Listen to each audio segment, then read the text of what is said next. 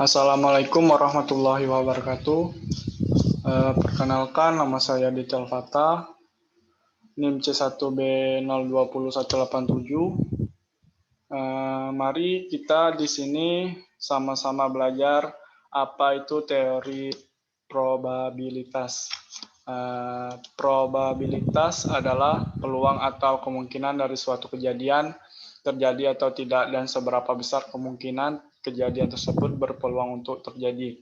Probabilitas termasuk juga dalam teori kemungkinan atau peluang dalam ilmu matematika. Probabilitas juga dapat diartikan sebagai suatu cara untuk menyatakan kepercayaan atau pengetahuan terhadap seberapa besar peluang terjadi suatu kejadian yang akan atau yang telah terjadi. Probabilitas yang sering didefinisikan sebagai peluang atau kemungkinan.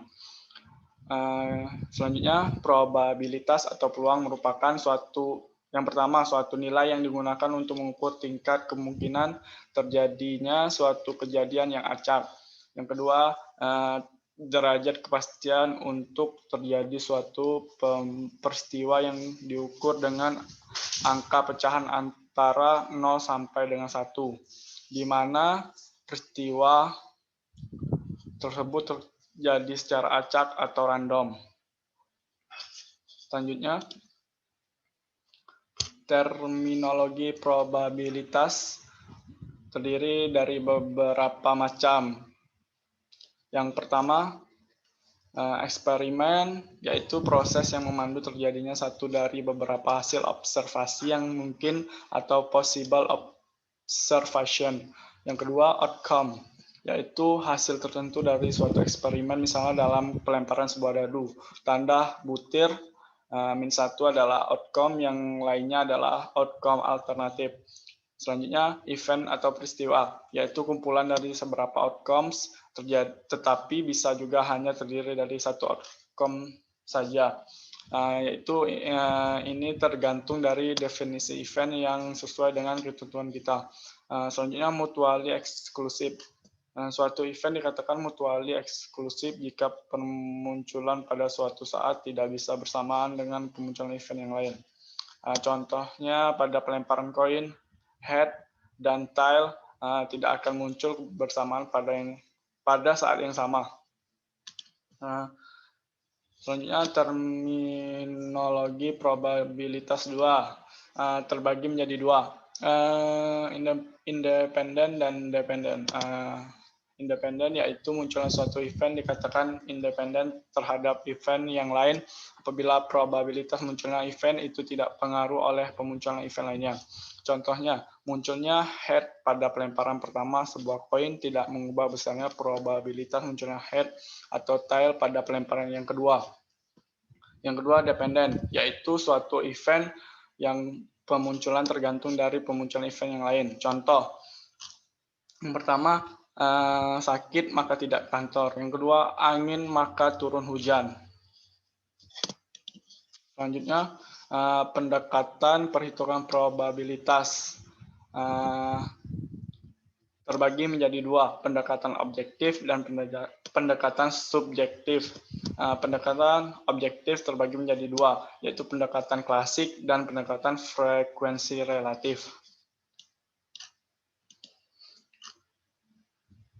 Pendekatan klasik adalah kajian awal manajemen yang berfokus pada rasionalitas dan berusaha menjadi organisasi dan para pekerja berfungsi seefisien mungkin.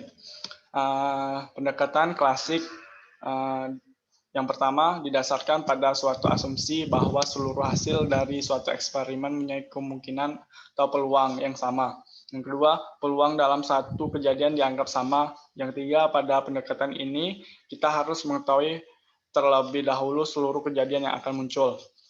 Contohnya, ada 100 mahasiswa, 25 orang diantaranya wanita. Berapa peluang mahasiswa wanita? Masukkan P-nya adalah jumlah mahasiswa, itu 100, dan W-nya jumlah wanita 25, dan kita kecilkan menjadi 1/4. Selanjutnya pendekatan frekuensi relatif adalah perbandingan banyaknya kejadian yang diamati dengan banyaknya percobaan. Yang pertama digunakan untuk mengantisipasi kelemahan yang ada dalam pendekatan klasik. Yang kedua, frekuensi relatif pada dasarnya bisa digunakan untuk memperkirakan nilai probabilitas. Probabilitas biasanya terjadi pada suatu kejadian. Contohnya, frekuensi terjadi kejadian dibagi jumlah observasi. Contohnya, Real Madrid versus Liverpool sudah bertanding 100 kali. Dari 100 pertandingan tersebut, Real Madrid menang 24, kalah 34, dan seri 42. Maka probabilitas Real Madrid menang pada pertandingan ke-101 adalah 24/100. Selanjutnya, pendekatan subjektif. Pendekatan subjektif adalah pendekatan yang menempatkan manusia sebagai subjek, yang penelitiannya ini bersifat interaktif, menggunakan penafsiran yang melibatkan banyak metode. Yang pertama didasarkan atas penilaian seorang dalam menyatakan tingkat kepercayaan. Yang kedua,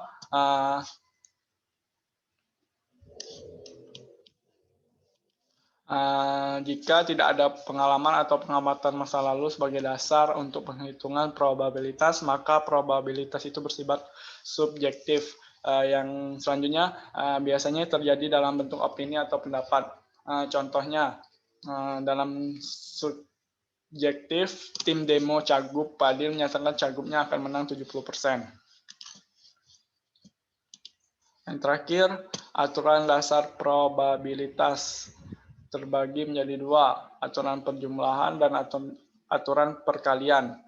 Aturan perjumlahan yang pertama kejadian yang saling menghilangkan, yang kedua kejadian yang saling tidak menghilangkan.